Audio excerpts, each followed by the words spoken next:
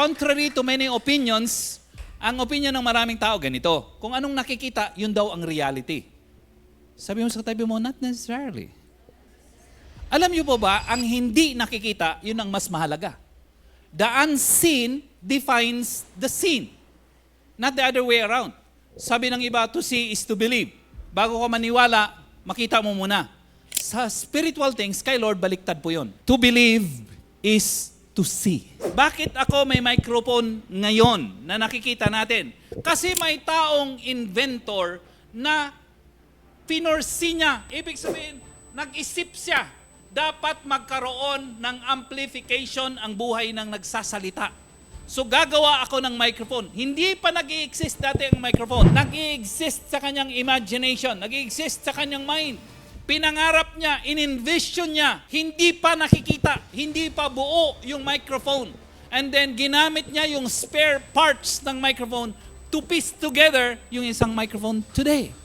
Ibig sabihin, mas mahalaga ang unseen because the unseen determines the seen. Mahalaga sa atin yung spirit, yung spiritual life. Because yung spirit and spiritual life determines our future. Sabi mo sa katabi mo, future. By the way, pasadahan ko lang po yung sa kasal, no? Maganda din po yung sa kasal, lalo po sa community at matrabaho po talaga. Although ang preference ko po, kung ako po ang tatanungin, mas nape-prefer ko na po ngayon yung intimate weddings, yung mas ano bang tawag sa intimate? Mas konti siguro, no, yung preparation. Na ano po ako doon kagahapon. We were serving, no, during sa kainan. So tinulungan ko po yung mga leaders natin kasi nakikita ko po karamihan po sa atin na nagse-serve po doon. So tinulungan ko kasi marami pong hindi pa nakakain. So nag-serve po ako doon sa rice, no? Yung tagabigay ng rice. Ganyan. Parang pakiramdam ko, hindi nauubos yung mga tao. Ang bilis na namin ang bilis na namin nagsiserve, parang hindi nauubos yan. So, dami pa lang Tagalog na bro. Ay, pati yung buong high school, grabe, no? So, anyway, hindi naman po dahil sa mahirap mag-serve, madali pong mag-serve. Para po sa akin, the highest form of leadership is servant leadership. Are you with me? So we don't lead because of our position. Hindi tayo, pag secured tayo sa ating leadership, we always want to serve people. Tama po ba yun, mga kapatid? So mga leaders mo natin, inaagaw nila sa akin, Pastor, hanap ka ng ibang trabaho, huwag mo kuhanin yung trabaho ko. Are you with me po, mga kapatid? It's an opportunity to serve. But again, napakaganda para sa akin, magandang tignan. As a church, sama-sama po lagi tayo na nagsaserve for the people, no? Kung sino man ang ikakasal, walang problema, nandun po tayong lahat, or at least karamihan, hindi naman po lahat. Karamihan nandun lagi tayo na tulong-tulong. Amen po ba, mga kapatid? Amen? Okay, tanong mo yung katabi mo, kailan ang kasal mo? Sabi mo sa kanya. Darating kami. Sabi mo sa kanya, no? Darating kami, no? Mukhang itong taon na ito, next year, mukhang marami pong ikakasal sa ating mga leaders. Kaya mag-prepare po kayo mga plastic bag para sa what-what. Yun. Yung sa SM po na green, no? Itago niyo po yun para sa... Hindi. Biro lang po yun, no?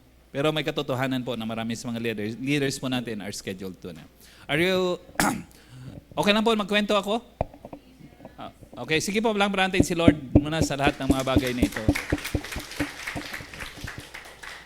Si Miles Monroe po siyang kinuwento sa kanila pong lugar. Saan nga ba yung lugar ni Miles Monroe, Geoffrey? Sa Bahamas. Meron po sa Bahamas na tawag po nilang lugar, Hog Island. Ano po yung lugar? At kung bakit Hog Island, kasi ganun po sa name niya po talaga, parang island ng mga baboy, no? Sa tawag nila is Hog Island because doon po nila tinatapon ang mga basura at ang mga refuse. Ibig sabihin po, yung mga hindi na po makain, yung hindi po kanais-nais, doon po nila tinatapon sa tinatawag nilang Hog Island. Ano nga po ulit yung island? Hog Island. And then one day, may isang tourist, businessman, na pumunta po doon sa Bahamas. And nakita niya po yung Hog Island. And nagkaroon po siya ng vision. Ano pong meron siya? Nagkaroon po siya ng vision to turn itong Hog Island na punong-puno ng basura, punong-puno ng human refuse, no? Napakabaho, napakadaming langaw. And then nagkaroon siya ng vision to turn that Hog Island into a beautiful tourist destination. So he poured resources, no? Naglagay siya ng resources, pero of course, and today, sabi mo sa tabi mo, today. Sabi ng mga Australiano, to die. One time, may isang Australiano pumunta sa seminaryo, nag-aaral pa po ako. Sabi niya sa akin, I just came to die. I just came to die. So sabi ko, siyempre, pastor po ako, nag-aaral ako mag-pastor, so sabi ko, hindi pwedeng mamamatay itong taong ito. So busy sa akong pupunta sana ako ng aking subject sa seminary, hindi ko na tinuloy kasi kinaunsilan ko siya, bro, sabi ko may pag-asa pa sa buhay. In-encourage ko po talaga siya, ginamit ko ang lakas ko para hindi siya magpakamatay kasi akala ko magpapakamatay siya. And later on ko na lang, pagkatapos ng isang oras naming conversation, later on ko na lang naman, mga Australiano pala, pag pronunciation nilang today, ay today ang pronunciation nila. Ibig sabihin, hindi naman talaga siya pumunta rito para magpakamatay. Ibig sabihin, ang ibig niya sabihin, kararating ko lang ngayon. Ibig sabihin, inubos ko yung lakas ko sa pagka-counsel, walang nangyari. Basta ang kinalaman noon, walang kinalaman yon. Okay? Balik po tayo doon sa Hog Island. Itong businessman ito, nagkaroon siya ng vision, sabi natin vision, to turn Hog Island into a wonderful tourist destination. Today, itong Hog Island is no longer in existence. Wala na po kayong makikita sa bahas na Hog Island. Instead, ang lugar na po na kinalulugaran dati ng Hog Island ay marami na pong hotels at marami na pong, isa na po ito sa importanteng tourist destination doon po sa Bahamas. Bakit? Anong nangyari? Because there was a man with a vision. He turned that Hog Island into a wonderful tourist destination. Are you with me?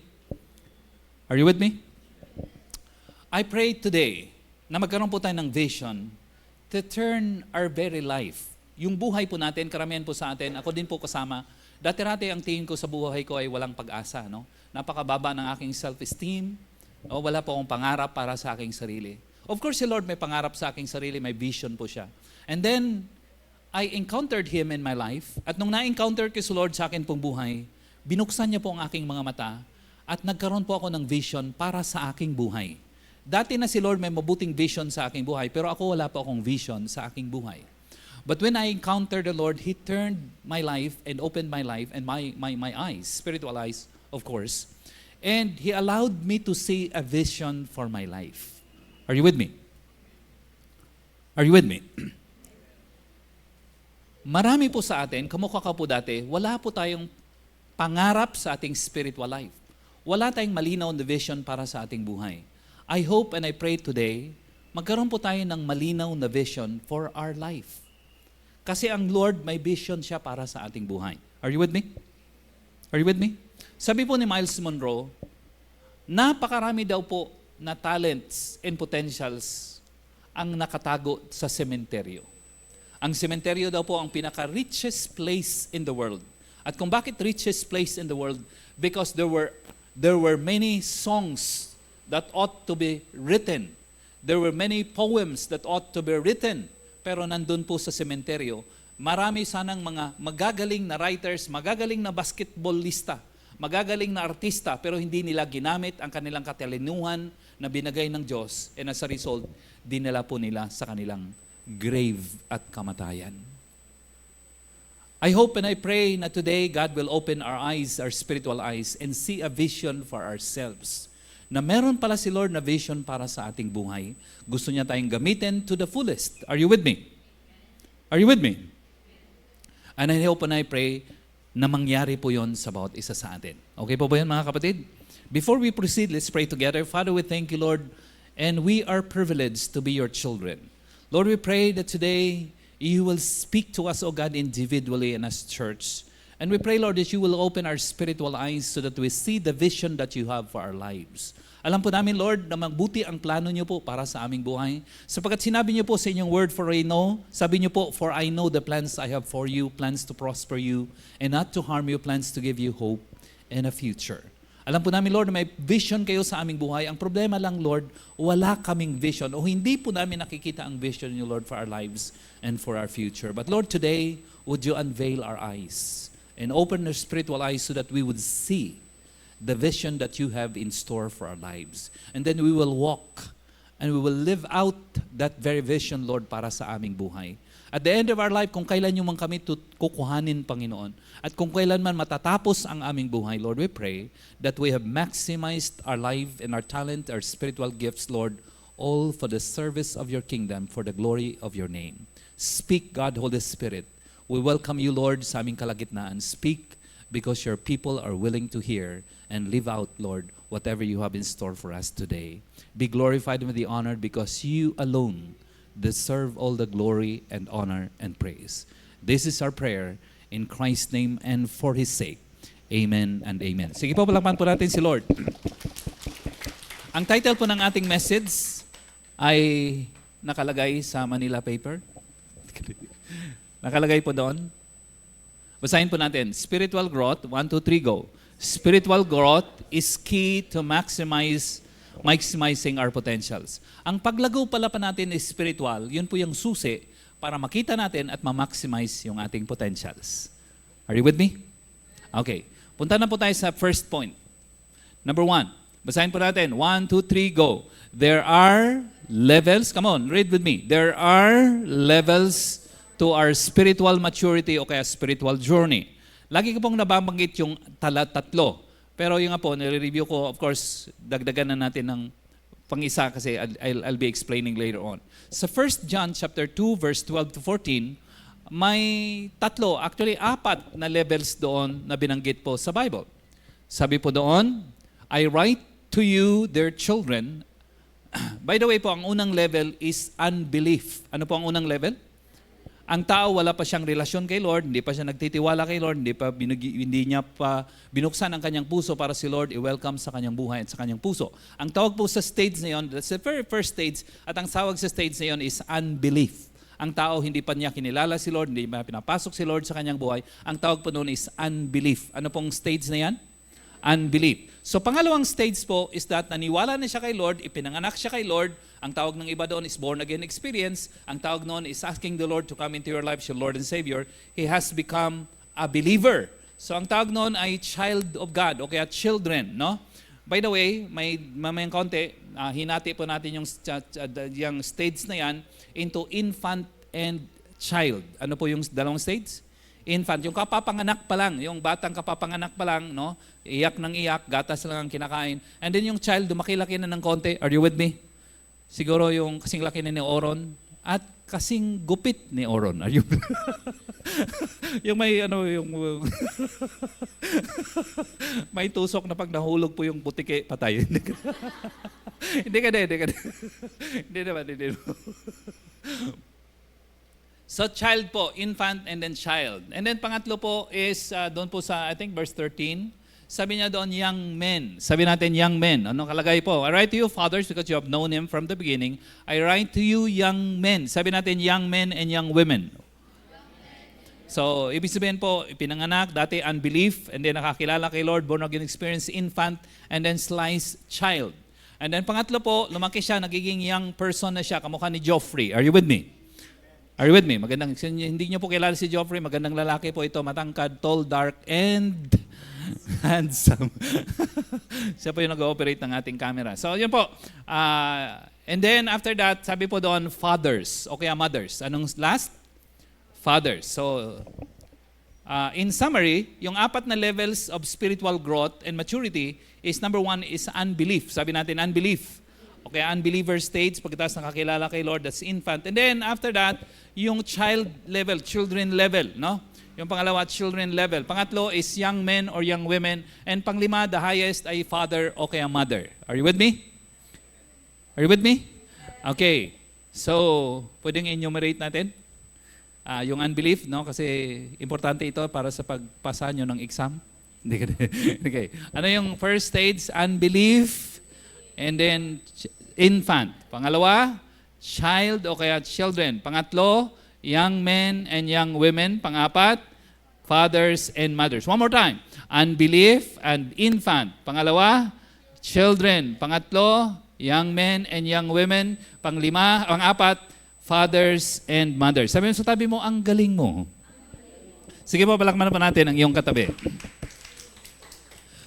Pwede yung ilagay natin, Jade, yung ating diagram. Ay, si Jay. Jay, paglagay yung diagram. Okay. So, yun po, no? Highlight natin yan. Tapos pakilakihan. Okay. Okay. Doon po, kung makita nyo po yung circle na yon, sabi natin spiritually dead. Sabi natin dead. Ang taong wala pa kay Lord, he or she is spiritually dead. Ibig sabihin, buhay po siya physically, pero spiritually, wala siyang life. Kasi wala pa siyang life na natanggap kay Lord. Are you with me? Are you with me? Say yes. So, ang tawag sa kanila, spiritually dead person. Although alive siya, pero spiritually dead. But then, nakakilala siya kay Lord. May nag-share sa kanya ng God's wonderful plan, na-invite siya sa cell group, nakapag-share ang cell leader sa kanya ng kahalagaan na pagkatiwalaan niya kay Lord, pagkatiwalaan niya si Lord sa kanyang buhay, tanggapin niya si Lord sa kanyang buhay, papasukin niya, i-welcome niya si Lord. So pumasok ang si Lord sa kanyang buhay, nagkaroon ng pagbabago ang kanyang buhay from the inside out. Ang tawag po natin doon, born again experience. Ano po ang tawag? So nakilala niya si Lord, nabago ang kanyang buhay, nagkaroon ng spiritual life. And then nung siya mula sa dead, spiritually dead, naisilang siya. Nakalagay po is infant. Anong nakalagay? Infant. So ibig sabihin po, naisilang siya kay Lord, nagiging infant po siya. Ibig sabihin, no? And then gatas ang kanyang ginagawa, ang kanyang kinakain. And then habang kumakain po siya ng gatas, habang uminom ng gatas, lumaki po siya ng konti, naging Oron, nagiging Ezekiel. Are you with me? Are you with me? Tama, na laging naglalaro sa elevator. Tama. So yun po, nagiging anak siya ng Lord, marami na siyang kumakain, tumatakbo po siya mga kapatid. Pag pinigilan mo, hindi mo siya mapipigilan. Are you with me? Are you with me? Okay, magugunaw ang mundo pag napigilan mo siya. Tama? And then habang lumalaki siya, nagiging young adult siya, no? Maliksi na siya, kamukha ni Kuya Nelson, malakas. Are you with me? Magandang lalaki, amen? Parang walang nag-iiman. Mapalad ang mapapangasawa, tama? Amen, mga kapatid. Tama. So, yun po, no, young adult, and then balang araw, meron na siyang asawa at may mga anak. Ang tawag po doon, fathers or mothers. Are you with me? Are you with me? Sa atin po, sa actual na buhay, sa atin pong biological life, kamukha po yung ating spiritual life. Yung growth ng ating biological life ay kamukha yung pattern ng ating spiritual life. Kunyari, di ba? Di po ba, no? Isinilang tayo, kapapanganak natin, tawag sa atin infant, tama po? Bata pa lang. And then after some time, nag-grade 1 ka na, nag-grade 2, nag-grade 6. Ang tawag doon, child. Are you with me? Are you with me? And then, habang ikaw lumalaki, magiging kabataan ka na. Young people, young person, young men, young women. Tama po. Kamukha ni Charles. Magandang lalaki. Tama ba, Charles? Parang hindi. Okay, so pagkatapos ng young person, mag-aasawa, magkakaroon ng mga anak, pangangalaga ng kanyang mga anak, fathers o kaya mothers. Di po ba ganyan ang nangyayari sa atin biologically? And balang araw, natay. Amen.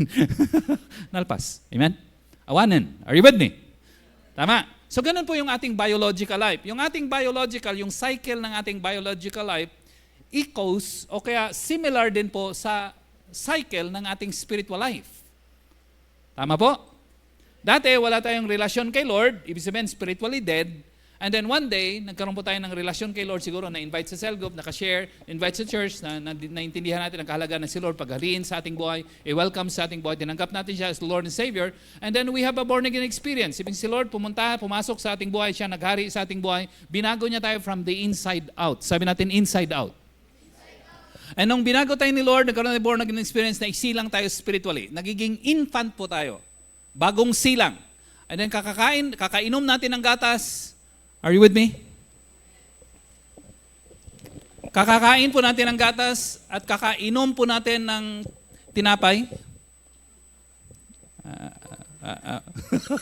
Parang hindi kayo sigurado kung mag-aamin kayo. Kakainom po natin ng gatas, kakakain po natin ng saging. Are you with me? Na banana, na tundan. Amen? Lumaki po tayo. And then you become a child, a little child. Nag-enroll ka na dapat sa CMAB. Amen? Grade 1, grade 2, grade 3, grade 4, ganyan po, nagiging bata ka. And then, after that, ikaw po ay nagiging young adult. and then after that, magiging father. So, pareho po yung cycle. Sabi natin, cycle. So, kung ano yung cycle natin sa actual na buhay, ganun din po ang cycle ng ating buhay spiritually. Tama? Ganito po ang problema. Naintindihan ng maraming tao na yung cycle na ito, totoo ito sa biological life. Ang problema, hindi nila naintindihan na itong cycle na ito, totoo din po ito sa spiritual life. Ang pagkaintindi ng iba, walang cycle ang spiritual life. Hindi, meron. Are you with me? Sabi mo sa katabi mo, meron talaga.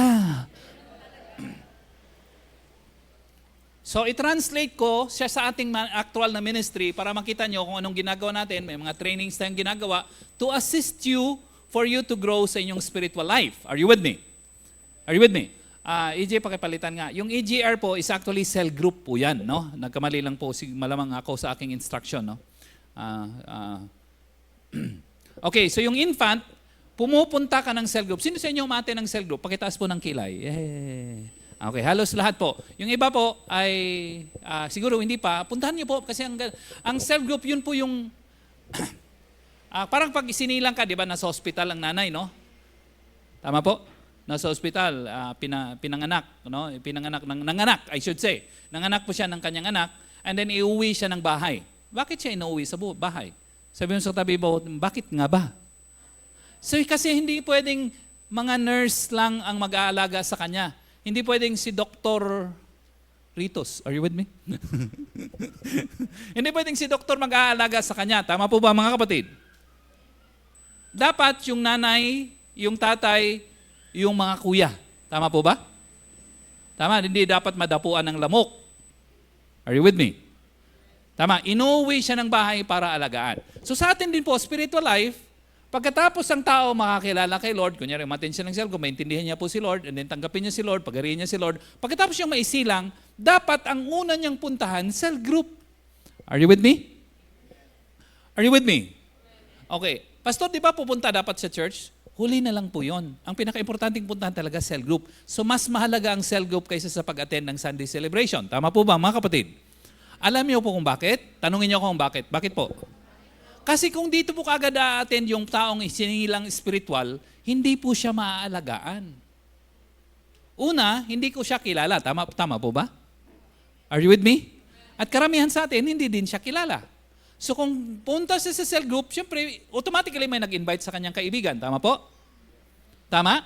So yung kaibigan niya na ang mag-aalaga sa kanya, sapagkat yung kaibigan ang spiritual father o kaya mother, spiritual parent. And then, hindi lang po yung kaibigan niya, kundi yung mga kakilala niya rin, kasama sa cell group, ang tutulong din sa kanya. Are you with me? Are you with me? Okay, so siguro nagle-lecture, nagtuturo ng cell lesson yung cell leader na nag-invite. So yung tatabi sa kanya, oy, ganito, ading, ganito, ate, ganito, ito yung nakalagay sa, ito yung book ng Proverbs. Kunyari, ganyan, tutulungan niya maghanap sa Bible. Tama po? Tama? Okay, so, ganito mag-pray, ading, di ba? So, tutulungan niya mag-pray. Tama? Ganito kumain ng pansit. Hindi na kailangan. Tama po ba yun, mga kapatid? Say yes. So, sabi, ang cell group is a family. Sabi natin, family. Pamilya yon ang mga ngalaga sa'yo. So, hindi pwedeng wala kang family. Parang hindi pwedeng isinilang sa ospital, wala ka nang uuwian. Hindi pwede. Okay, sabi mo sa tabi mo, haan nga mabalinday ta. Sabi mo sa kanya. So, dapat talaga may uuwian ka na tahanan. May uuwian kang family. And that's the reason why madalas yung pong nadidinig dito sa atin po mga leaders, cell group, cell group, cell group, cell group. Because that serves as our spiritual family. Malinaw po mga kapatid. Ngayon kung hindi pa kayo nakakapunta ng cell group o kaya hindi kayo nakakapunta regularly, importante po talagang pumunta kayo. Amen? Amen? Alam niyo po, marami pong churches are pastored by brilliant pastor, magagaling yung pastor. Pero hindi po automatic ang pag-grow ng mga Christians sa kanilang faith. Alam niyo kung bakit? Because hindi lang po nakasalalay sa pastor. Ang nakasalalay ang spiritual growth and maturity nila sa pag-aalaga sa kanila. Amen? Amen? Ako po, ang tatay ko po is, I would say, he's a brilliant man. Matalino po yung tatay ko, no? Pero hindi po ako lumago. In fact, kung nadidinig yung madalas ang kwento ko, naging drug addict po ako. At alam mo kung bakit? It's not the fault of my father. Wala pong system ang aming church during that time ng discipleship. Kaya hindi po kami napapangalagaan. Wala pong cell group. So pumupunta lang kami every Sunday, which is hindi sapat. Kaya nung ako'y nagpastor, I saw to it na meron po talagang structure, especially cell group, na mangangalaga sa lahat. Amen? And that's the reason for our growth as a church. So pananatilihin lang po natin yan. Amen? Amen? Sabi sa katabi mo, attend na tayo ng cell group. Now, punta po tayo doon sa child, no? So pagkatapos ng infant, lalaki po siya. Mula sa cell group, papupuntahin natin siya ng encounter. Sabi natin, encounter. Okay. Pastor, ano ibig sabihin? Pakidagdag na lang yun, EJ, yung sana. Pre-EGR muna, and then EGR, and then post-EGR, no? Ano po yung encounter? Ang encounter is understanding the purpose of your life. Ano po yung encounter? Understanding the very purpose of your life. Tama po. Amen. Karamihan po sa atin, ang pagkaintindi natin, mag-aaral po tayo, magtatrabaho, and then pag may trabaho, mag-asawa. Di ba? Manganak ng 12. Are you with me? Wag naman, 11 lang. Tama po. So gusto natin, pagkatapos, mga alagaan. Maganda po yun, pero hindi lang po yun ang ating layunin sa buhay. Ang ating pinaka-main na layunin sa buhay, maglingkod kay Lord, magamit ang ating buhay para maraming tao makakilala sa Diyos. Amen? Tama po? Okay, yun po yung purpose natin sa buhay. So doon sa encounter na yun, which is 3 days. Ilan po? 3 days. Doon po natin malalaman yung pinaka-purpose ng ating buhay. Doon po natin malalaman yung ating kasalanan ay napatawad na ng Lord. May mga ginagamit po tayo doon. Kasi pinalanuhan po yun ng maigi. Pinag-igihan ko po ng maigi yun. Kasi nga po, wala nga po akong ganito nung unang panahon. Kapus po ako sa mga spiritual tools na nag-assist sa akin na ako'y lumago ng maayos. Kaya hindi po ako lumago ng maayos. Kahit ang tatay ko po ay pastor, hindi po, mahusay po siya, matalino, magaling, hindi po ako lumago. Bakit po? Wala kasing mga spiritual tools na nag-alalay sa akin para ako'y ma-assistihan, para ako'y maglago ng maayos para kay Lord. Malinaw po ba yan, mga kapatid? In fact, at best, ang aking paglago is trial and error. Nagigets niyo po? So, trial and error, ibig sabihin, alat tsamba. So, ang tagal ko bago lumago ng maigi. Pero gusto nating pagandahin ang inyong spiritual growth and maturity. Kasi naniniwala ako, na ang inyong spiritual maturity will unveil yung inyong full potential sa paglilingkod kay Lord. Are you with me? Pag lumago kayo ng maigi, ibig sabihin, magagamit nyo ang inyong talents and gifts and skills to the max. Sabi natin, to the max. Sa paglilingkod kay Lord. Kaya nga po, systematic ang ating pag-spiritual maturity. Ang discipleship natin, systematic. Ibig sabihin, may system siya, may paraan siya. Alam mo kung ano yung first, second, third, and fourth. Alam mo, may steps. Are you with me? Are you with me? Okay, sa amin dati, hindi namin alam. Kailan kaya kami bibisitahin ni pastor? Siyempre, pag lumalaki ang church, wala ni si pastor na panahon. Tama po ba, mga kapatid? Tama po. So mag-wish ka na lang, magpe-pray, kailan kaya mapunta naman si pastor sa amin? Para mapakain ko ng saging. Tama po ba? Na Espanyola. By the way, yung saging po namin doon sa Capiz, Espanyola. Anong tawag? Sa atin dito, lakatan, di ba? Tundan. Sa amin po, Espanyola. Masarap po yun. Ang problema, sa daming Espanyola naming saging doon sa amin, sa property namin, pinapakain na lang namin sa baboy, hindi na kaya. Gusto niyo pumunta doon? Are you with me? Para makamura kayo ng pagkain. Amen mo, mga kapatid? Tama? Amen? Sa halip na bumili kayo sa market, makakamura kayo. Tama? Sabi ni Pat, paano yung pamasahe? Yun lang. Okay po ba, mga kapatid? Are you with me? Say yes? Okay, so yun po. Child. Now dito po may program po tayo. Lagi pong may program. Sabi natin program. Bawat hakbang, bawat baitang, bawat level, meron tayong program. Kasi nga po, systematic ang ating discipleship. Are you with me? Sa church code po dati, at hanggang ngayon, unfortunately, sa ibang mga churches, wala po silang system of discipleship. Pero dahil nga po sa pangit kong naranasan, sinituit ko na po mapaganda ang inyong buhay. Are you with me? Are you with me? Para yung hindi ko naranasan, mararanasan nyo ng maayos. Tama? At yung pangit kong trial and error sa aking spiritual maturity, magiging maayos ang inyong galaw. Amen? Amen? Pinapaganda ko ang buhay nyo kahit hindi pa kayo nagpapasalamat. Amen? Sabi mas katabi mo, salamat naman. So doon po, parang bagong sinilang ka, baka hindi ka pa nakakilala kay Lord, ini-invite ka sa cell group. And then makakilala ka kay Lord, inalagaan ka doon ng pamilya sa cell group. Tama po ba, mga kapatid? Tama. So ang cell group, ang atin pong program para doon. Now, pag nakatapos ka ng mating ka ng cell group, papupuntahin ka ng encounter. Saan po ulit papupuntahin? Encounter. Bakit nga ba papupuntahin ka pa ng encounter? Kasi gusto natin magamit ang buhay mo to the max. Are you with me? So kung ikaw mabubuhay sa mundong ito ng 30 years, 50 years, 70 years, gusto po natin yan, sentro sa buhay mo, sa pamumuhay mo, ang paglilingkod sa Diyos. Kasi pag si Lord sentro ng buhay mo, magagawa mo yung ibang bagay, maraming bagay, kasi si Lord ang nangunguna sa iyo. Are you with me? Sige po, balakpan naman natin si Lord. Yes. By the way, contrary to many opinions, ang opinion ng maraming tao ganito. Kung anong nakikita, yun daw ang reality. Sabi mo sa katabi mo, not necessarily. Alam niyo po ba, ang hindi nakikita, yun ang mas mahalaga. The unseen defines the seen. Not the other way around. Sabi ng iba, to see is to believe. Bago ka maniwala, makita mo muna. Sa spiritual things, kay Lord, baliktad po yun.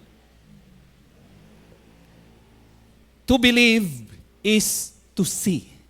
Ano po kay Lord? To believe is to see.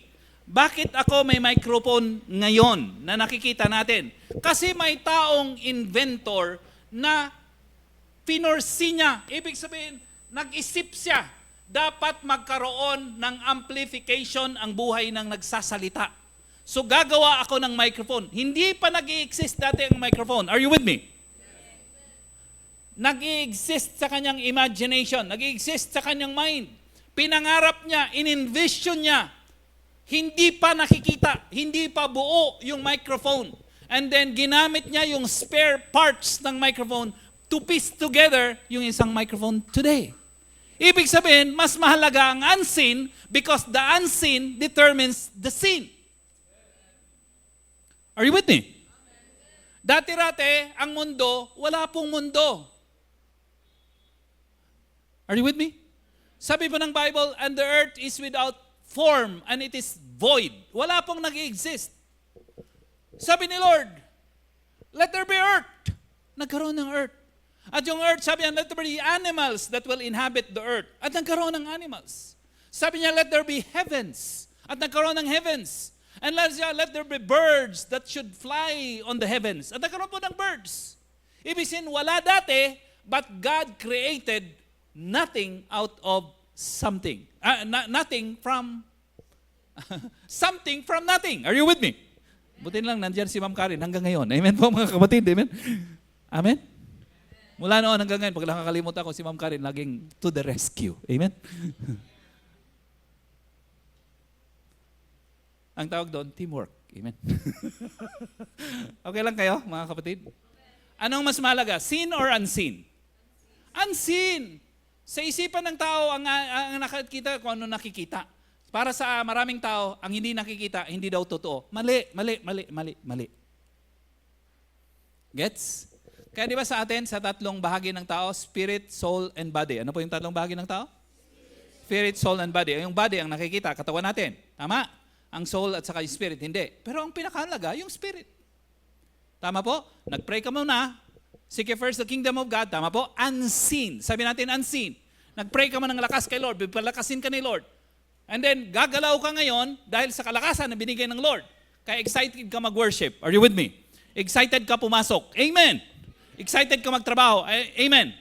And then makikita ka sa trabaho, nandun ka na nagtatrabaho. Physical nila nakikita. Pero bago nila ang physical na nakikita, masipag na nagtatrabaho, meron mo ng spirit na hindi nakikita na kinultivate ni Lord. Malinaw po ba yun mga kapatid? The unseen determines the seen. Not the other way around. Maraming tao, ang pananaw nila kung ano nakikita. Sa tunay na lagay, sa Diyos po, ang hindi nakikita, yun ang nagde-determine sa mga nakikita. Are you with me? Kaya dito sa atin, mahalaga ang spiritual life natin. Because yun ang nagsa-chart ng ating direksyon. Amen. Amen. Balik po tayo doon. Purpose. Sabi natin purpose. Bakit may encounter? Because mahalaga sa atin yung spirit, yung spiritual life. Because yung spirit and spiritual life determines our future. Sabi mo sa katabi mo, future. Amen. Amen. Gusto mo mali yata ang pronunciation mo ng future. Sabi mo sa katabi mo, sige lang. Pwede namang maliin yan. Amen. Tama ba, Charles? Yes, tama. Sabi ni Charles eh. bago makarating ng encounter, inihahanda po muna natin yung ating mga delegates for encounter. Ang tawag po natin doon, pre-encounter. Anong tawag? O kaya in short, pre-EGR. Bakit po natin nagkakandak ng pre-EGR? Siyempre, kunyari si Desemia, bago ko siya dalhin sa encounter at saka maintindihan niya ng lubusan ang purpose ng Diyos, siyempre, dapat ihanda ko siya kung anong pupuntahan niya. Tama po ba yun, mga kapatid? Okay, Ate Desemia, ganito ang mangyayari doon. Doon, maintindihan mo yung purpose ng Lord. Doon, kakailangan mo ng Bible. Tama po? Tama? Dahil 3 days yun, Ate Desemia, magdadala ka ng damit for 3 years. No, for 3 days, siyempre. So, yun, Ate Desemia, 2 gabi. Tama? 3 araw, magsisimula tayo ng gabi ng Friday, mga 5 o'clock, 5:30, ganyan. And then, nung Saturday, whole day siya, 8 o'clock hanggang 7 ng gabi. And then sa Sunday, kalahati lang po siyang araw. Tama? So, ina-explain ko sa kanya para pagpunta niya doon, handang-handa siya. Now, ganito po ang objection. Sabi natin, objection. Ang normal na objection ganito, Pastor, ang tagal naman ng 3 araw. Siguro nga, matagal.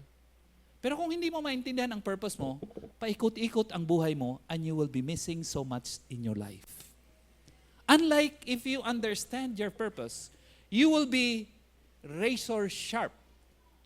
Clear-cut ang vision mo na lahat ng steps mo from now on ay geared towards that God-given direction.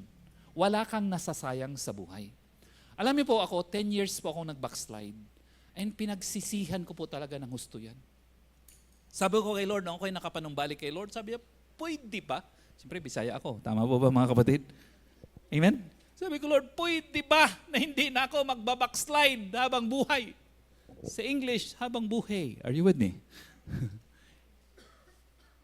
Bakit ayaw ko nang mag-backslide? Kasi ang dami ko nang sinayang na panahon. Are you with me? Mahabang panahon po ang 10 years. Mahaba po yun. Marami akong nagawang kabalbalan. Marami akong nasirang tao doon sa 10 years na yun. Kaya sabi ko, Lord, nakiusap ako kay Lord. Sabi ko, wala lang backslide, Lord. Are you with me? Kasi ayaw kong sayangin yung aking buhay. Alam niyo po, unfortunately, maraming tao sinasayang ang kanilang buhay. Kasi akala nila, may bukas pa naman eh. Hindi ka sigurado. Are you with me? Are you with me? In fact, walang makapagsabi sa atin na buhay tayo mamayang gabi. Wala po tayong magkapasabi sa atin kahit sino. Walang makapagsabi sa atin na buhay pa tayo bukas. Hindi po natin hawak yan. Are you with me? So the goal is to maximize your life every day. Amen? You maximize your life at the moment, for the moment. Kasi you never know what tomorrow holds. Amen. Amen. So ang 3 days matagal o hindi? Depende sa purpose yan. Kung ikaw ay maglalaro lang sa Burnham, nandun po yung ating mga kids zone, by the way. Kung maglalaro ka lang sa Burnham, paikot-ikot ka lang doon, 3 days, matagal yan. Pero kung gagamitin mo ng 3 days para maintindihan mo ang purpose ng Diyos, para bawat hakbang mo from then on, ay walang sayang sa buhay mo, sa lahat ng areas ng buhay mo, it's a short time. Are you with me? It's an investment worth your while. It's an investment for your future and an investment for eternity. Malinaw po mga kapatid? Amen? Amen. So kung kayo hindi pa nakapare-encounter, punta kayo mamaya. Di ba lang wala kayo last week, habol lang kayo. Amen po? Sabi mo sa team mo, habol lang. Okay, so pagkatapos ng pre-encounter, encounter, pagkatapos post-encounter. Sa post-encounter, ano yan, Pastor? Inihanda natin ang tao. Pagkatapos ng mga karanasan, tinuturo po natin yung baptism. At marami pang iba, mga kapatid. And after that, pag naintindihan nyo, nagko-commit ang tao na susunod kay Lord sa water baptism, should they want to make that decision. Amen? Amen po mga kapatid. But ang ibig sabihin po ng post-encounter, mastering the basics. Sabi natin basics. Ima-master natin yung basic ng ating spiritual life para magamit ang ating buhay para lumalim tayo kay Lord. Yun pong ibig sabihin nun. And then after that, sunod po ay young adult. Sabi natin young adult. So yun po. Kung young adult, ang program po natin doon, SOL1 and SOL2. Ano pong program natin? Ano pong ibig sabihin ng pastor ng SOL1? School of Leaders. Ano pong SOL? School of Leaders. Bakit nagtitrain po tayong School of Leaders? Parang ganito siya. Again, ihambing na naman po natin sa ating pamumuhay sa secular, no? Kunyari sa secular world, namumuhay tayo, nag-aaral tayo ng elementary, tama po? Kinder muna at elementary, tama? And then after that, high school, junior high, and junior high. And senior high, tama po? And then after that, college, and after that, graduation, yung iba nag-MA, yung iba nag-doctorate. So sa atin pong spiritual cycle, ang infant na stage na yan, parang elementary kung sa atin yan. And then yung child na yan, parang high school kung sa atin. Are you with me? Are you with me? Yung young adult, college yan. At then yung parent, actual na trabaho yan. O kaya nag-MA ka, nagdo-doctoral ka. Nagigets po, mga kapatid? That's the stage of multiplication. Nagigets? So kung mapansin niyo po, umaattend mo na yung baby sa cell group. Doon siya nag-grow. Doon siya tutulungan ng mga kasamahan niya sa members of the family, members of the cell. Tama po? Say amen. And then, mapupunta siya, ihanda siya sa encounter. Bakit siya pumunta sa encounter? So that he would know and understand fully the very purpose of God for his life. Alam niya ang kanyang gifts, talents, and gifts para magamit niya ang kanyang talents sa pag-pursue ng purpose ng Lord. Malinaw po ba yun, mga kapatid? Okay. So yun po. And then, maintindihan niya yung basics ng kanyang spiritual. Tuturuan siya mag-pray, tuturuan siya magbasa ng Bible. Tama po ba, mga kapatid? Amen? Ang tawag doon, spiritual basics. Anong tawag? And then, after that, papupuntahin na natin siya sa SOL. Bakit SOL? Kasi dapat nag-a-advance naman. Tama? Ang isang estudyante hindi na nanatili sa elementary. Nagka-high school siya. Tama po ba, mga kapatid?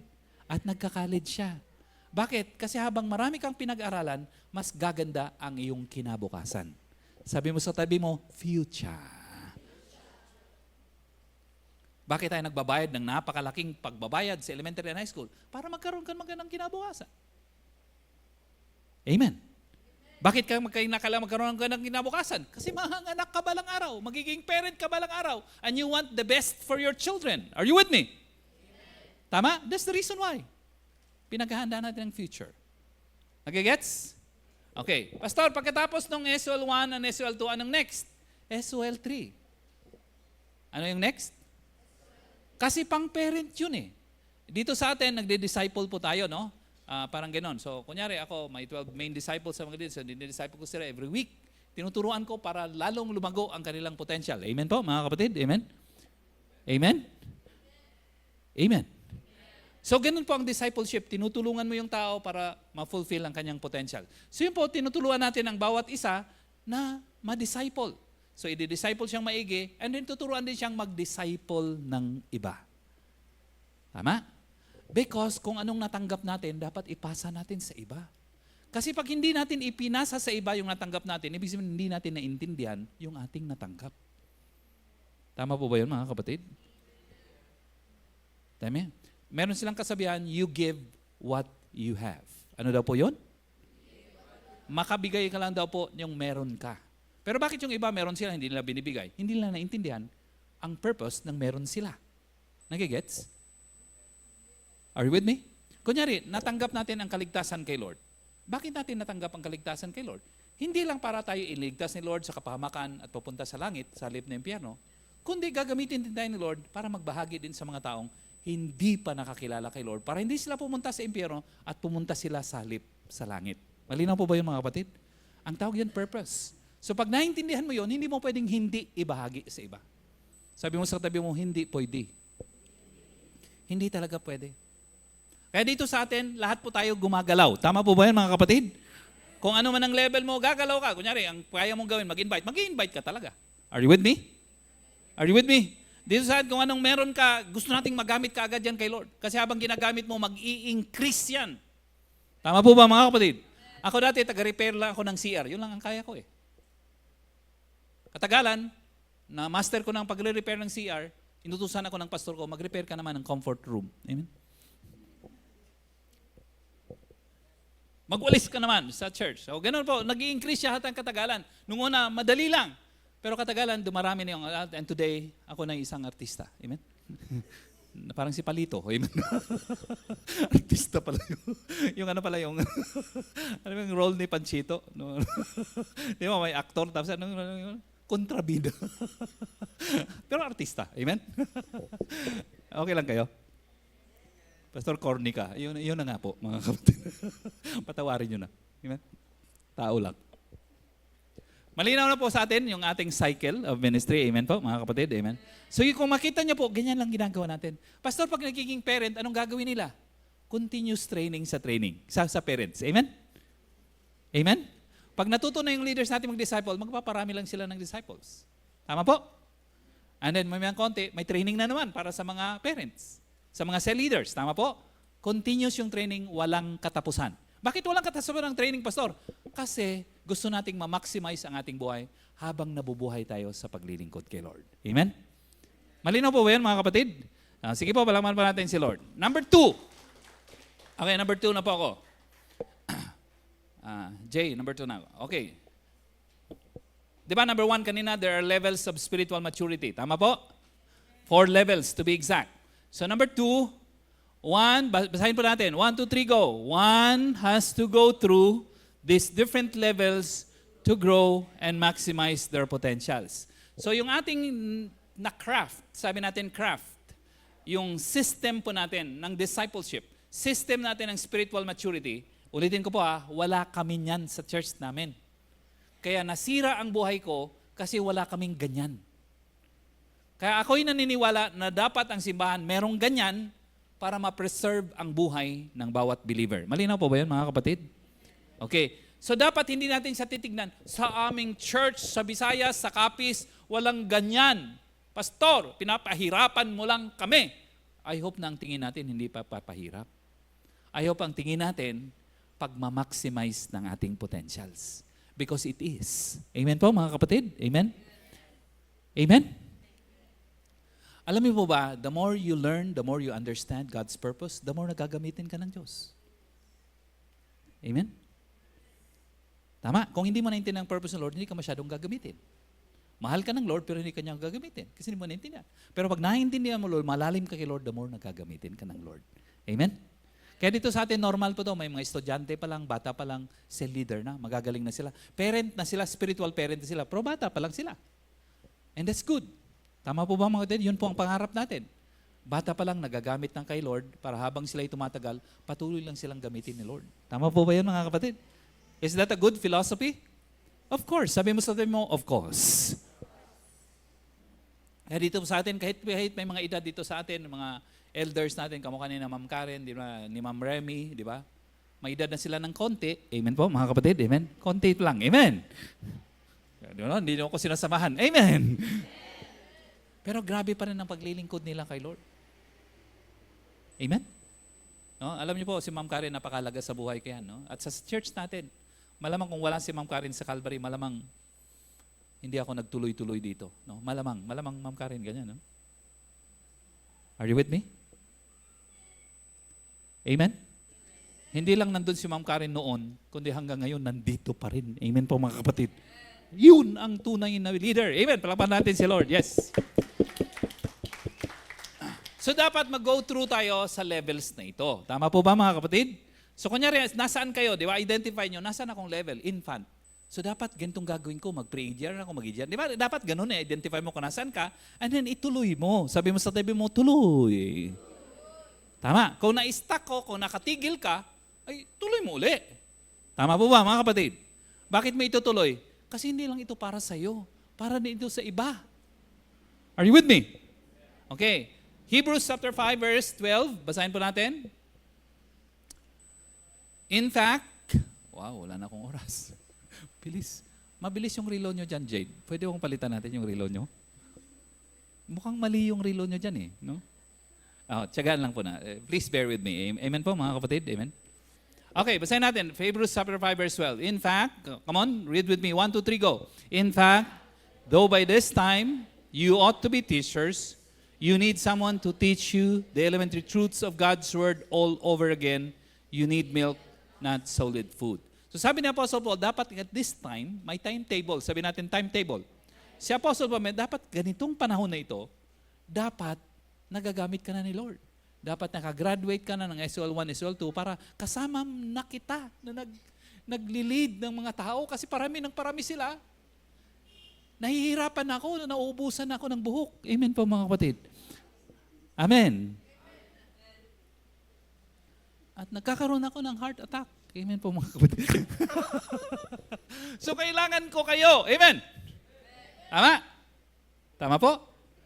Siyempre kung konting workers, ang burden nandoon sa leader, main leader. Tama po ba yun? Tama? Ibig sabihin kung konti tayong workers, konting leader sa atin at dumarami yung tao, ibig sabihin maraming burden, mapupunta talaga sa akin. Ang mangyayari, iigsi yung aking buhay. Tama po ba mga kapatid? Mawalan kayo ng pastor na artista. Amen po mga kapatid? Kontrabida nga lang. Tama po? Biro lang. Are you following? Kaya nagpaparami tayo ng leaders para gumaang ang burden ng lahat. Malinaw? At marami tayong maabot kay Lord. Malinaw po ba yan mga kapatid? Okay. Last. Sabi mo sa tabi mo, buti naman. Number 3 and last. Basahin po natin. 1, 2, 3, go. Our growth and journey will be opposed by Satan every step of the way.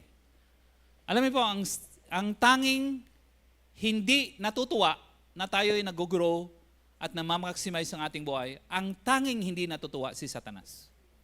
Natutuwa ang mentor natin, natutuwa ang parents natin, natutuwa tayo, natutuwa ang kapitbahay natin, natutuwa ang pusa ng kapitbahay natin. Tama ba mga kapatid? Ang tanging hindi natutuwa sa atin si Satanas. Bakit hindi siya natutuwa? Kasi pag gumaling tayo sa pagdi-disciple, pangangalaga ng tao, ibig sabihin marami tayong matutulungan ng mga tao. Are you with me? Tama? Tama po? Gustong-gusto ni Lord, gustong-gusto ng tao, gustong-gusto ng Pilipinas, gustong-gusto ni Mayor Magalong, ni Mayor Vico Soto. Amen po mga kapatid. Gusto ng maraming tao, ang ayaw lang si Satanas. Are you with me? So anong gagawin natin? Huwag tayong makinig kay Satanas. Are you with me? Trabaho lang yan. Trabaho ng pastor yan. Ganun ang bubulong sa atin. Si pastor dapat gumagawa. Yan, ginagawa naman talaga ni pastor eh. Tutulungan ko lang si pastor. Amen po mga kapatid? Para humaba yung buhay at saka yung buhok. Amen? Amen. Huwag na akong magbigay ng verse kasi wala na tayong oras. Magagalit si Jadelyn. Amen? Hirap pa namang magalit si Jadelyn. Pinapatayan po ako ng ano. Hindi ka biro lang po yan. Walang ganun. Walang ganung ano sa kanila. Palakpan po natin yung ating mga OSPD. Yes. Alam mo, madali po ang buhay ko no? Kasi meron pa tayong madali ang buhay natin sa church kasi tulong-tulong po tayo kamukha sa kanila, no? Hindi ko alam yung ginagawa nila eh. Buti lang dumating sila sa buhay ko. Amen po, mga kapatid. Amen. Dumating sila sa buhay natin. Marami pong ministry tayo dito, hindi ko po alam. Ibig sabihin, hindi po ako magaling, ganyan. Hindi ko naman lang maraming ginagawa natin. Salamat, may mga gifts and talent na binigay ni Lord sa atin. Alam niyo, marami pa tayong ministry gagawin. Dapat magamit yung buhay ng katabi mo. Amen po, mga kapatid. Are you with me? Amen. Pag ginawa, pag sama-sama na ito, marami tayong gagawin para kay Lord.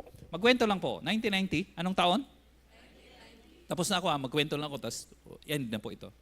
In the year 1990, nagkaroon po ng, maalala nito, Brother Joey, yung lahar, anong tawag doon? Mount Pinatubo. Yan.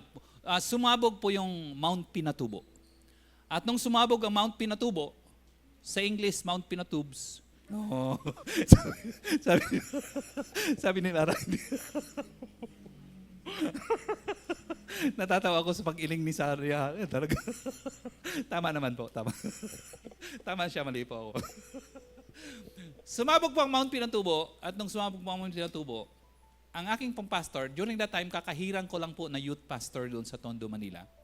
Ang aking senior pastor, inaya niya po ako na pumunta ng Mount Pinatubo para magdala kami ng goods. Konti lang po ang dinala namin, pero bumili yung church namin ng mga goods, no? Mga noodles ba? Noodles. Anong binili? Noodles.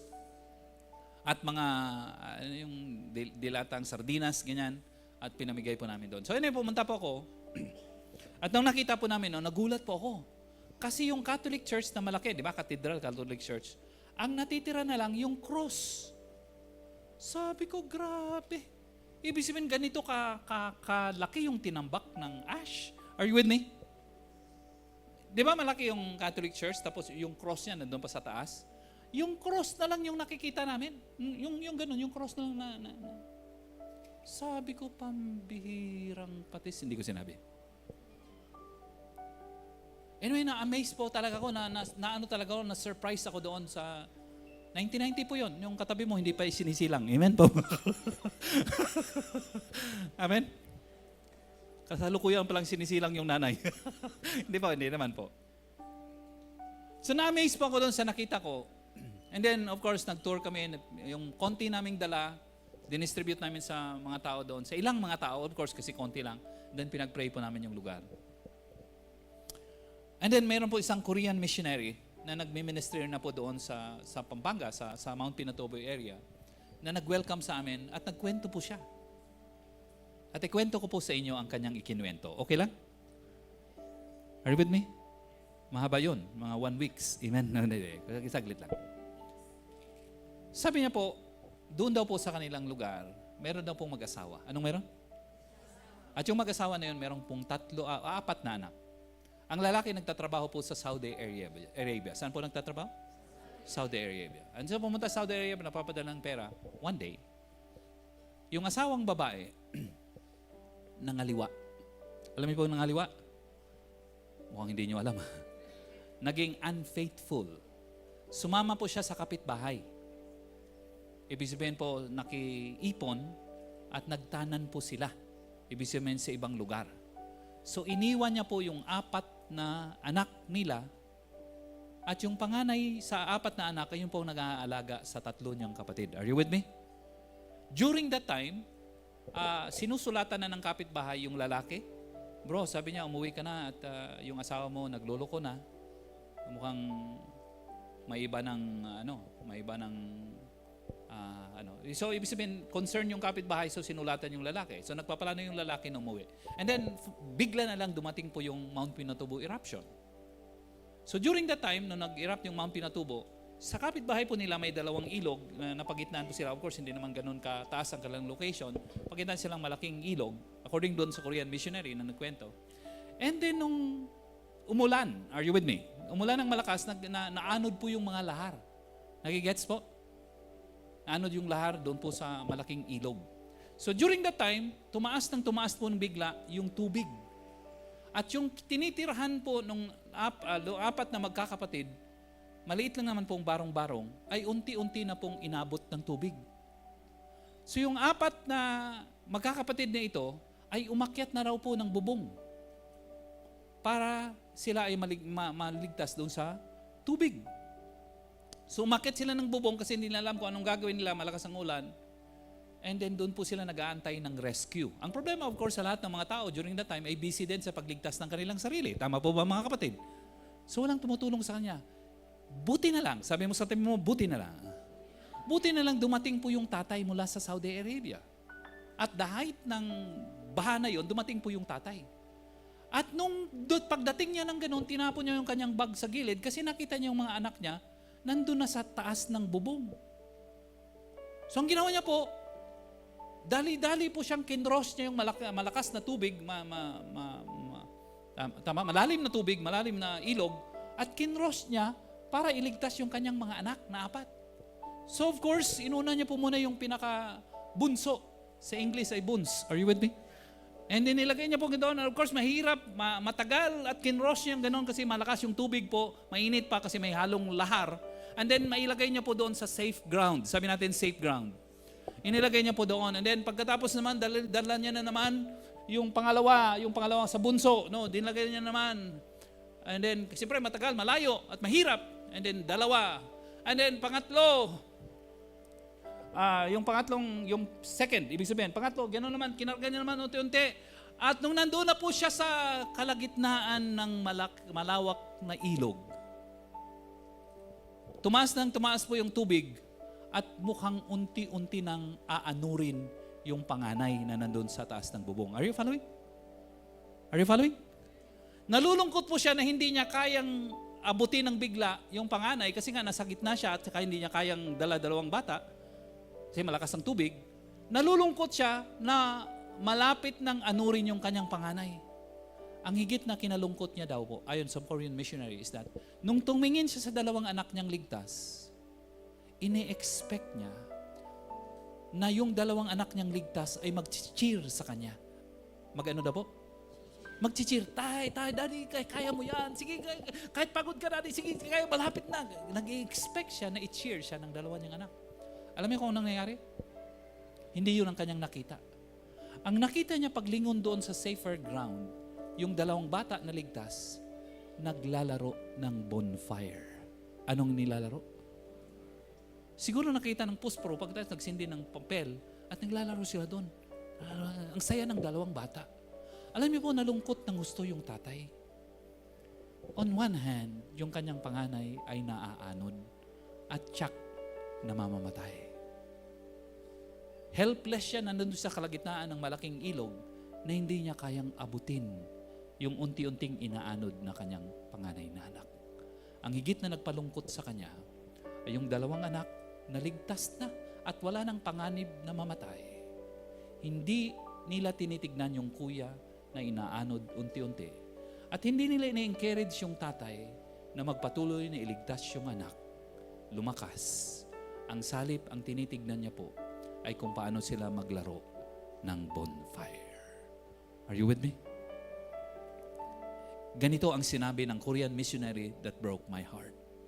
Sabi niya, many Christians in the churches today, they celebrate their salvation in Christ. But they have forgotten the fact that many lost and perishing will die and will go to hell for eternity because they have not received Christ in their hearts as Lord and Savior. They are happy that they are saved, but they don't have a burden to reach out for the lost and for the perishing. Alam niyo po, nung narinig ko yun, umiiyak pa ako. In fact, hanggang ngayon, mahirap kong i-contain yung aking iyak. Umiiyak po ako. Sabi ko, Lord, malamang balang araw, maging pastor ako, magiging full-fledged pastor ako, magiging senior pastor ako. And Lord, salamat sa aking senior pastor. Kung anong natutunan ko sa kanya, babaunin ko sa aking puso. But Lord, tulungan mo po ako. Pag ako balang araw magiging full-fledged pastor, senior pastor, lagi ko pong sasabihin sa kanila ang kahalagahan ng pag-reach out ng mga taong wala pa sa Diyos para sila'y maligtas at mapunta sa langit.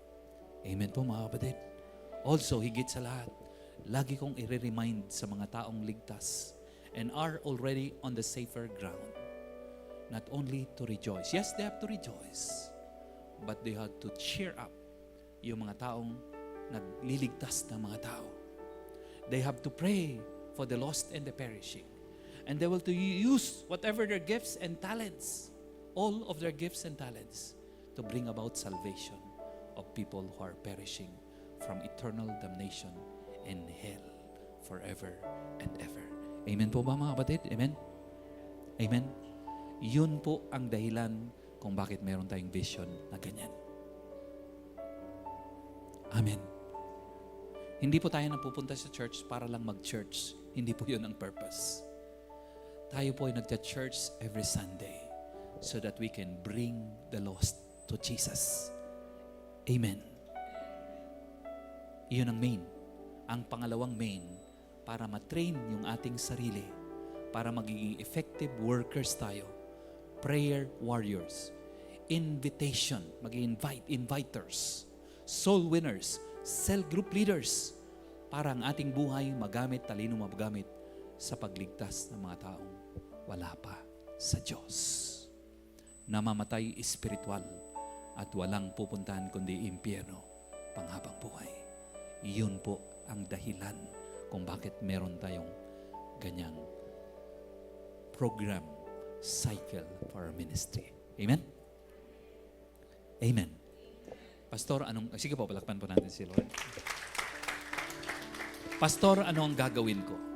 Ang gagawin ninyo, kung nasaan po kayo doon na level, magpatuloy ka. Amen? Kung hindi ka pa naka-encounter, mag-encounter ka. Amen. Actually, hindi nyo po yun ginagawa sa akin. Ginagawa nyo po yun sa inyong sarili. Amen po ba mga kapatid? Para mahanda mong buhay mo, magamit mo sa paglilingkod kay Lord. Amen? Pastor, ako'y tumigil doon sa cycle na yon. Mga kapatid, kung nakatigil ka, pwede namang magpatuloy. Are you with me? Kanyari, nag-stop ka sa pag-aaral mo dahil walang finances ang nanay mo. Ngayon na meron ng finances, pwede ka na uling magpatuloy. Tama po ba mga kapatid? O kaya wala pang night shift na mama mo, pero may bakante sa home office. Tama po ba yung mga kapatid? Pwede ka mag-work doon part-time and then magtrabaho. Pero grabe, nakakonect pa rin. Are you with me po mga kapatid? Tama. Amen.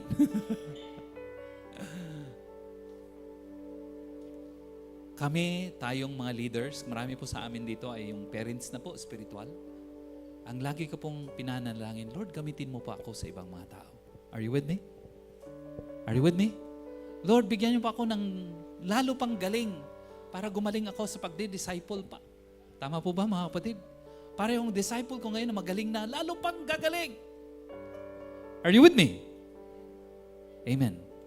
Okay, sige po, palakpakan naman natin si Lord. Tumayo po tayong lahat.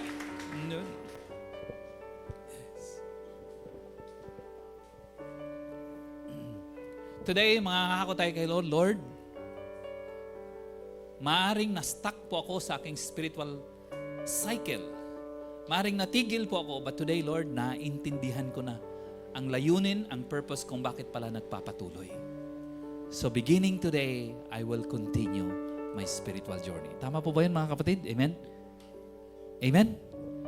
Pastor, bago po ako sa church na ito, kadarating ko lang ngayon, o kaya darating ko lang last week, o kaya last week, kaka-attend ko lang 2, 3, o kaya ngayon ko kaka-attend. Tamang-tama. Ang cycle na ito, ang message na ito, ay hindi pa lang sa mga datihan, para din sa inyo. Are you with me? Amen? So parang ang gagawin natin sa mga baguhan, papasok ka kaagad ng grade 1. Tama po ba yun? Grade 1 ka kaagad. Para sa ganoon, may matutunan ka na kaagad. And then magpa-progress ka balang araw. Tama po ba yun mga kapatid? Sa inyong hindi pa naka-attend ng encounter, please, pagigihan niyo po talagang maka-attend ng encounter. Mamaya may session tayo ng pre-encounter. Punta po kayo doon, I'll be teaching, and may ihanda natin ang ating buhay para sa encounter. Amen po ba mga kapatid? Amen? Amen. By the way, yung encounter may bayad. Kasi para sa mga pagkain natin, yung mga lecturer natin, kasama po ako doon at mga magagaling nating leaders, hindi na po kami binabayaran. Ayaw po namin magpabayad. Nagtuturo kami doon ng libre kasi hindi po kami kayang bayaran. Are you with me? Are you with me po mga kapatid? Masyadong mahal ang presyo namin pero hindi na kami magbabayad. Kasi mahal po namin kayo. Tama po ba yun mga kapatid? Are you with me? So ang binabayaran lang po natin doon ay yung ating pagkain. Okay po ba yan mga kapatid? Amen? Now kung wala kayong pera, dapat hindi po hadlang ang pera. Tama po? Mahalaga ito at wala kayong pera, nagkataon lang, pansamantala lang yun, balang araw marami ka ng pera. So ang gagawin nyo, magpatulong kayo sa mga mentors. Amen po mga kapatid? Lalo ko ang mentors ninyo nagtatrabaho sa home office. Amen po? Amen. Maraming pera yung mga yan. Tama po ba mga kapatid? Magpa-sponsor kayo. Amen. Tama po? Basta pinahamak mo kayo. Ganun po talaga mga kapatid. Kaya tayo mayroong home office. Magpa-sponsor kayo, magpatulong kayo. Kung 50%, kung 25%, kaya pa, hingi tayo ng tulong. Dito po sa atin si Church, tulong-tulong po tayo. Tama po ba yun mga kapatid? Sige po, palakpan po natin si Lord. Pastor, gusto ko po na mula ngayon, magpa-progress na ako sa spiritual. Bago pa lang po ako ngayon, pero kaagad ako magpapatuloy kay Lord. Pastor, na-stuck po ako ngayon, pero gusto ko na magpatuloy kay Lord. Please pray for me. Okay? So I'll be praying for you. Lord, ano man namang regalo, gifts, talents na pinagkaloob niyo po sa aming buhay, diniposito niyo, Lord, sa aming buhay. Ang aming panalangin today, magtatapat po kami. Maglilingkod kami. Mula ngayon at magpakailanman. Lord, mga kapatid, kung kayo po yun na gustong mag-serve kay Lord, baguhan ka pa lang, pero sabi mo, Pastor, tama ka. Please pray for me. I want to serve God. Gusto ko ang aking katalinuhan, lahat ay magamit kay Lord. Kagad akong maglingkod kay Lord. O kaya na-stuck kayo sa paglilingkod kay Lord, napatigil. But today, God is speaking to you through His Spirit na, anak, hindi lang ito para sa'yo. Para ito sa mga taong lost and perishing. Para ito sa mga taong kamukha ng batang yun inaanod at papunta sa impyerno. Ikaw ang gusto kong gamitin para sila'y mailigtas. Mag-serve ka uli sa akin, anak, sapagkat marami pa akong mga taong gustong iligtas sa pamamagitan mo. So kung kayo po yun, itaas po ang inyong kanang kamay. I'd like to pray for you. Sige po, wherever you are in the sanctuary, sige lang po mga kapatid, Lord, use me again, Lord. Use me again, Lord. Pastor, please pray for me. I want to be used by God. Ang talents ko, lahat ng aking kaloob gustong magamit kay Lord. Father, you see our hearts and you see our hands. Lord, yung aming pagtaas, bunga po ito ng aming puso na nag-uumapaw ng pasasalamat sa inyo. Lord, dalangin po namin, Lord, na pagkatapos namin kayong makilala, maipakilala kayo namin sa iba. At dalangin po namin, Lord, magamit niyo po ang aming lakas, ang aming katalinuhan, Anong meron sa aming buhay, Lord, na dineposito nyo, Lord, magamit ito, Lord, fully. Para ang mga tao ay makakilala sa inyo, malapit sa inyo, maligtas, at sa live na mapunta yung impyerno, mapunta ng langit para sa eternidad na nilang destinasyon. Lord, gamitin nyo kaming lahat, Panginoon. Yung mga baguhan, gamitin nyo po agad. Yung mga kasagitnaan, gamitin nyo rin po agad. Yung mga young persons namin, gamitin nyo rin po sila, Lord. Yung mga children, Lord, gamitin sila. At higit sa lahat, kaming mga spiritual parents, young and old, gamitin nyo kaming lahat, Lord God, to bring more souls to your kingdom. Maraming salamat, Lord, sa aming mga cell leaders, sa aming mga network leaders. Salamat sa kanilang faithfulness in serving you, God. At dalangin po namin, Lord, mamaya sa aming huddle, Lord God. You will use each one of us, Panginoon. You will use each network. You will use each team, Panginoon, para ma-maximize po namin yung aming EGR, yung aming pre-EGR, Panginoon, at yung aming session for the glory of your name. I-bless niyo po ang bawat isa. I-bless niyo, Lord, pati ang aming huddle mamaya. We honor you, Lord, and we love you. In Jesus' name we pray. Amen. Palakpakan po natin si Lord. Come on, let's have our celebration. Yeah, come on.